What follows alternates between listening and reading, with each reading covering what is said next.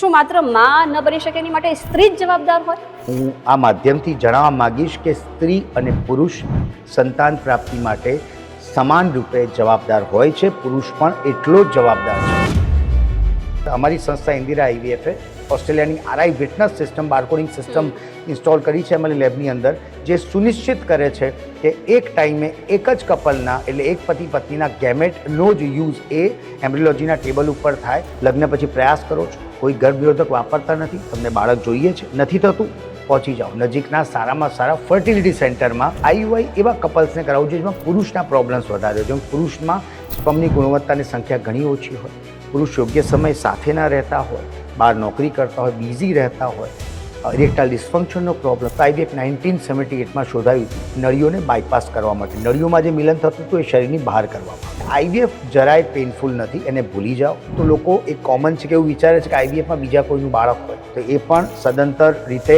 હું માનીશ કે ખોટી વાત છે. પછી બેડ રેસ્ટ અલગથી કરવાની કોઈ જરૂર નથી. અમારા પેશન્ટ તો પ્રેગ્નન્સી લાગ્યાના 6-7 મહિના સુધી નોર્મલ પ્રેગ્નન્ટ મહિલાની જેમ 2 વ્હીલર પર નોકરી કરવા જાય છે. દુનિયાભરમાં અરાઉન્ડ 1.5-2 કરોડ બચ્ચા આઈવીએફથી પેદા થઈ ચૂક્યા છે. આઈવીએફનો એઆરટી એક્ટ છે, એના અંતર્ગત 50 વર્ષ સુધી મહિલા આ ટ્રીટમેન્ટનો ફાયદો ઉઠાવી શકે છે. કે સ્પર્મની સંખ્યા સાવ નહીવત છે, ઇવન 0 સ્પર્મ છે, સ્પર્મની ગુણવત્તા ખરાબ છે. આ બધા જ પરિબળોમાં પુરુષો નસબંધી થઈ ગઈ છે પુરુષ કે સ્ત્રીમાં, એમાં પણ આઈવીએફ સંભવ છે.